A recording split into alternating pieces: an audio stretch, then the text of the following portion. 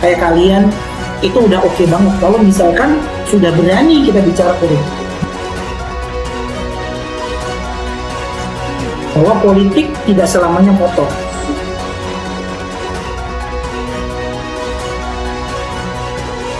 Politik bisa dikerjakan tanpa adanya uang. Selamat sore semuanya, selamat datang di Talkshow The Goals dengan tema Rakyat Berdaulat, bukan uang yang memilih. Selamat sore semuanya dan terima kasih telah bergabung dalam acara istimewa ini. Kita semua tahu bahwa politik adalah cerminan dari suara rakyat. Namun sayangnya kadang-kadang suara tersebut bisa teredam oleh pengaruh uang dan kepentingan khusus. Oleh karena itu, sore ini kami mempersembahkan acara The Goals dengan tujuan untuk menggali lebih dalam mengenai dampak dan pentingnya melawan pengaruh uang dalam berpolitik. Kita akan mengupas berbagai aspek seperti bagaimana pengaruh dapat mempengaruhi keputusan politik, menyebabkan ketidaksetaraan, dan merusak integritas sistem demokrasi kita. Kami juga akan mengajak Anda para pendengar untuk berpartisipasi.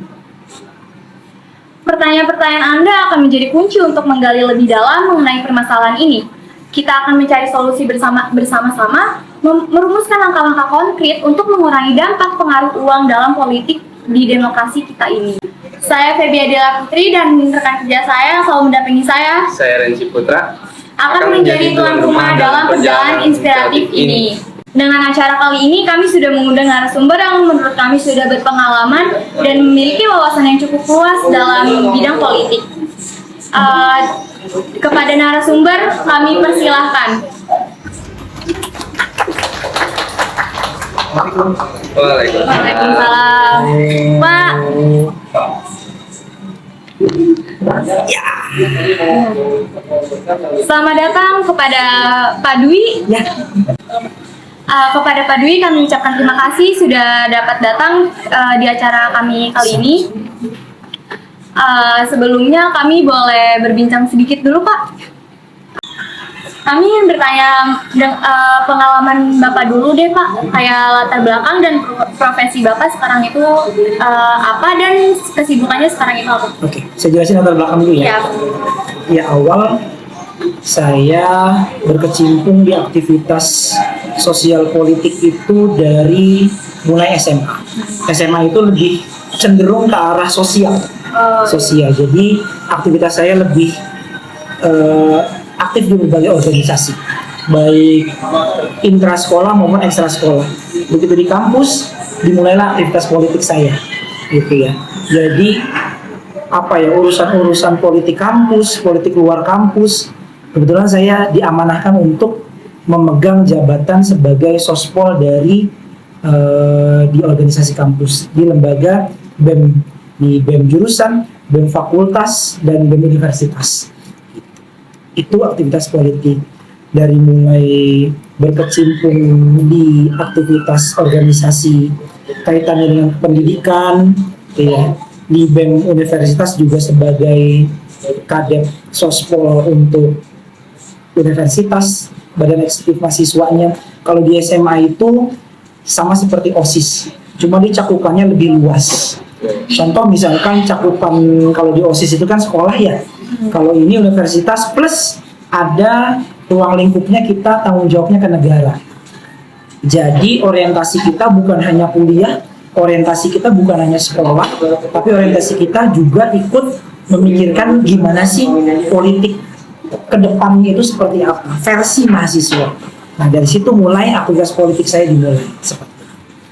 Dan sekarang berkecimpungnya di dunia pendidikan gitu. Kebetulan saya jadi praktisi mengajar di salah satu sekolah, diamanahkan juga menjadi guru dan punya lembaga training juga, training outbound, training manajemen dan sebagainya. Banyak aja ya. Iya. Tapi kok tadi Bapak bilang ya kalau misalkan untuk untuk organisasi di perkuliahan itu kan kita langsung menjurusnya ke negara ya. Betul. Apa berarti kita tuh kayak ada kerjasama antar negara, pemerintah juga atau gimana ya, Pak? Jadi kalau organisasi politik tingkat mahasiswa itu kita mengkritisi kebijakan pemerintah yang ada. Contoh misalkan kalau untuk keluarnya kita mengkritisi pemerintahan. Contoh misalkan pengambilan kebijakan pendidikan yang tidak sesuai dengan apa-apa yang menurut kami saat itu mahasiswa ini tidak layak dijadikan kebijakan, ini tidak layak dijadikan acuan, makanya kita mengkritisi di sana. Salah satu contohnya adalah waktu itu kita mengkritisi masalah kebijakan sekolah anggaran pendidikan yang kami rasa itu masih kurang ke sekolah-sekolah, sehingga saat kami masih sekolah itu masih ada sekolah-sekolah yang masih memungut biaya, khususnya sekolah-sekolah negeri. Setelah beberapa tahun kemudian akhirnya dibebaskan untuk biaya sekolah-sekolah negeri seperti itu. Jadi kita memaksimalkan penggunaan anggaran BOS, BOP untuk kepentingan sekolah. Itu makanya kalian kalau misalkan ada kecenderungan, wah ada penyelewengan nih di BOS, BOP, kritisi. Itu namanya belajar politik dari masa muda. Harus kritis ya Pak ya? Harus kritis, wajib kritis. Baik sekolah maupun universitas, khususnya teman-teman di SMA ini mulai belajarnya dari sekarang. Udah kritis terhadap kondisi yang ada. Jangan cuma diem, jangan cuma pasif. Karena orang muda itu dinamis. Kalau orang muda udah diem, matiin negara. Berarti untuk memulai pengetahuan apa itu politik, untuk membuka pengetahuan politik, kita dimulai dari hal yang lebih kecil dulu ya Pak? Yes, dimulai sejak dini. Kadang kan kita tabu nih, males kita anak-anak muda nih bicara politik tuh males. Padahal sebenarnya kita beraktivitas itu semua pengaruh dari kebijakan politik. Hati-hati. Kita males memikirkan politik, tapi kebijakan yang kita jalanin sekarang, acara-acara seperti ini itu adalah semuanya kebijakan politik yang diturunkan oleh ke kalian siswa-siswi. Jadi jangan takut untuk mengeluarkan kekritisan kalian, untuk mengeluarkan ide-ide segar kalian sama aktivitas politik sekarang. Karena sebenarnya aktivitas politik itu butuh orang-orang muda seperti kalian, butuh orang-orang yang fresh seperti kalian. Kalau orang-orang tua itu cukup berdoa aja di rumah lah sebenarnya. Jadi orang-orang muda kayak gini nih, kayak kalian itu udah oke banget. Kalau misalkan sudah berani kita bicara politik, berani bicara politik udah keren. Jadi jangan tabu untuk bicara politik.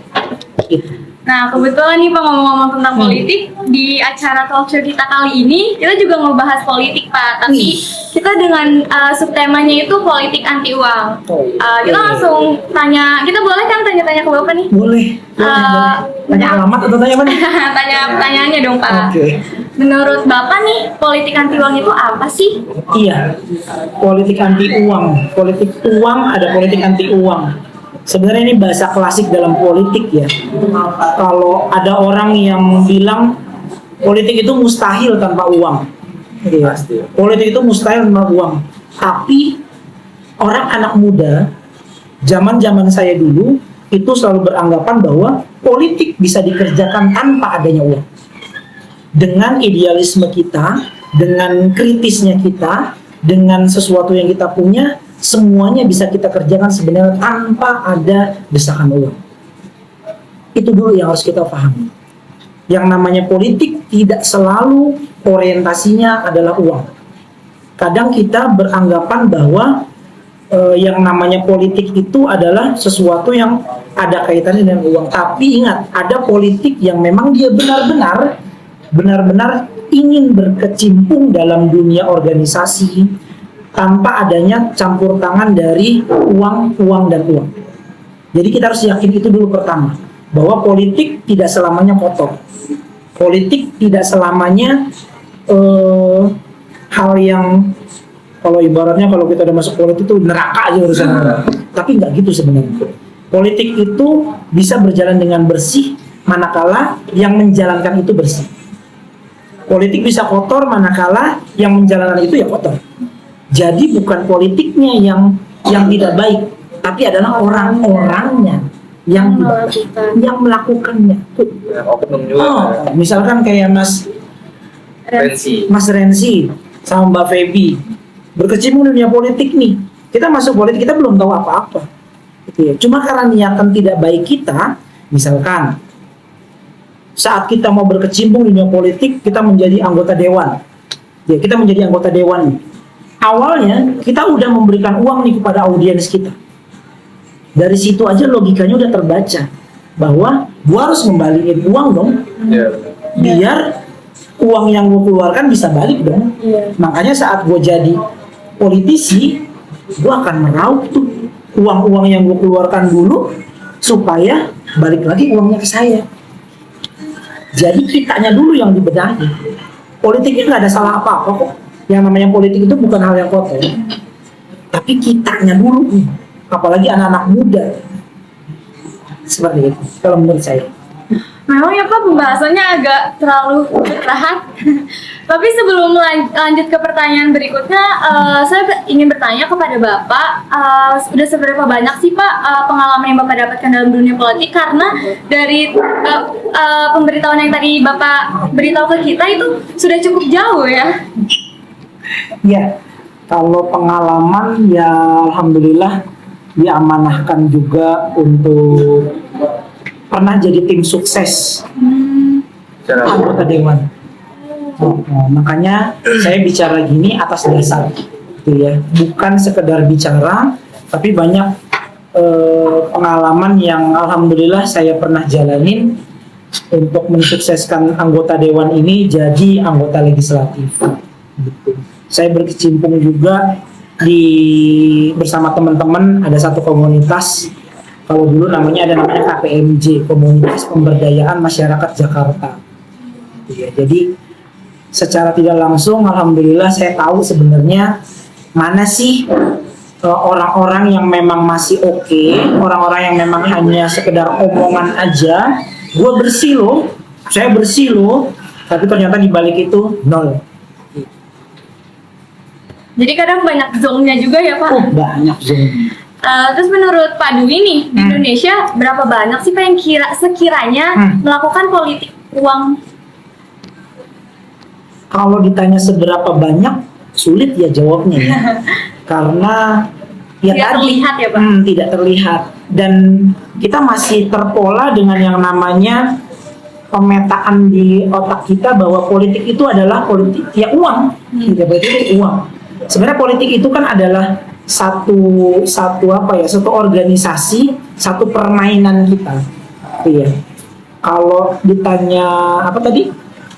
Berapa banyak yang sekiranya sudah melakukan politik uang di Indonesia? Ya kalau ditanya seberapa banyak saat ini mungkin banyak kali ya Mas. Tapi nggak ada beritanya. Nggak ada beritanya. Itulah kerjasama antara media dengan politisi itu benar-benar sangat terkait. Iya. Media juga berperan dalam mensukseskan penutupan isu oleh politisi ini. Politisi ini ya mohon maaf gitu ya, ada beberapa media yang mungkin bisa dibayar oleh politisi gitu ya. Ada beberapa media yang bisa disogok oleh politisi. Jadi kayak gitu-gitu, kalau ditanya berapa banyak, jawabannya bisa banyak, bisa juga enggak. Karena memang tidak terpublish aja. Tidak terpublish. Seandainya terpublish mungkin kita pada nangis gitu, wah banyak banget gitu ya. Terus menurut Pak Dwi nih, sekira Bapak nih, siapa aja sih yang terlibat dalam politik uang ini Pak? Ini pertanyaannya serem ini. Ini pinggir jurang ini pertanyaannya. Kalau siapa aja yang terlibat, semua bidang kalau memang dia sudah niat untuk melakukan hal yang gak baik, sebenarnya itu saling terkait ya. Contoh misalkan, saya melakukan politik uang, saya mau menjadi caleg nih, anggota legislatif. Saya mendekati ke misalkan pimpinan kelurahan, kecamatan. Ini misalkan pimpinan kelurahan atau kecamatan. Saya ngasih nih kecamatan, Pak, tolong ya Pak, bantu saya agar menjadi anggota legislatif. Saya kasih. Tolong Pak, sampai tingkat RT ya Pak, Bapak yang atur semuanya. Gitu ya. Maka dari kecamatan kan otomatis ke kelurahan. Ini contoh, dari kelurahan ke RW, RW ke RT. Berarti kalau kita sudah melakukan politik uang, dari ujung sampai bawah, struktural, itu semua terkait. Semua terkait politik uang. Semua terkait. Kalau misalkan kita mau bermain seperti itu.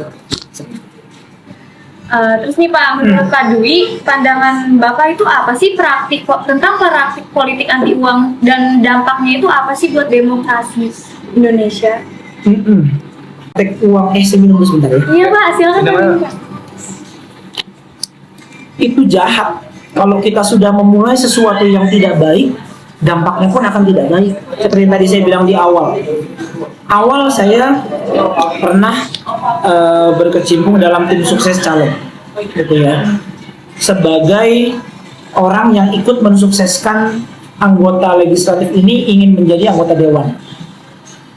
Dia punya duit, ya. Dia punya duit, Punya kuasa. dia punya kuasa, dia punya uang, dia mau ngapain aja. Udah Wi, bilang gini, udah Wi, lo atur gimana caranya biar gue jadi. Saya pernah, nih gue kasih sekian, nggak apa disebut ya, sekian puluh juta, lo atur gimana caranya skup RT ini biar milik gue. Yang dalam macam, saya pun pernah terlibat seperti, makanya saya bicara seperti ini. Itu baru satu contoh saja. Dan imbasnya adalah saat dia akhirnya nggak kepilih.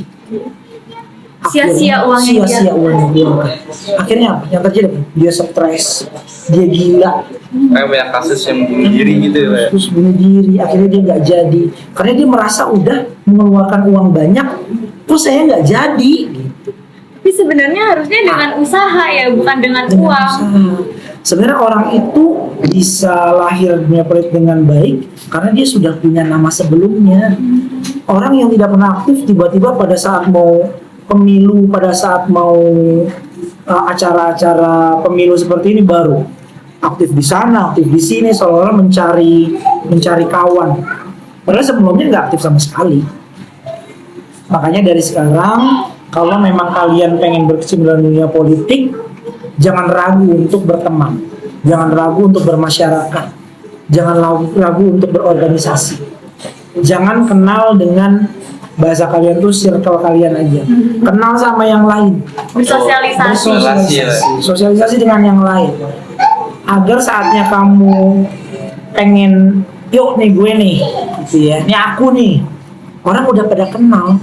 Jadi ibaratnya nggak beli kucing dalam karung. Ya Asal kan? pilih. Asal pilih. Nama-namanya ada nih. Bentuknya Ini nggak mana tahu. orangnya nih, gitu kan kita nggak tahu. Iya. Nah, tapi nih Pak, menurut Pak Dwi nih, nanti kan kita nih akan jadi pemilih pemula ya Pak, untuk pemilu 2024 nanti. Usianya berapa? Aku masih 16 ya sekarang. Nah, pesan apa sih yang Pak Dwi pengen sampein ke kita untuk pemilu awal nanti? Muda sekarang. Satu, jangan ilfil dengan yang namanya politik.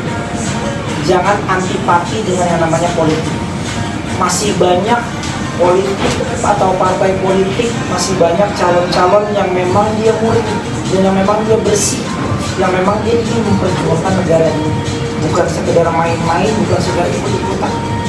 Tiga, Jadi lebih nambah wawasan kita ya, dan juga semoga untuk orang-orang yang nonton video ini, yang sekiranya dia merasa bahwa dia melakukan politik anti uang ini dalam demokrasi atau dalam hal apapun, semoga tetap selalu sadar ya guys. sadar ya guys. Terus sebelumnya kami ucapkan karena ini sudah selesai Pak kapsul kita hari ini, kami ucapkan kepada Pak Dwi terima kasih sudah hadir. Sama-sama. Terima kasih sudah berkenan untuk memberikan pengalaman Bapak di sini. Sama-sama. Semoga bisa mengedukasi teman-teman semua ataupun orang-orang yang sekiranya merasa melakukan hal tersebut. Iya.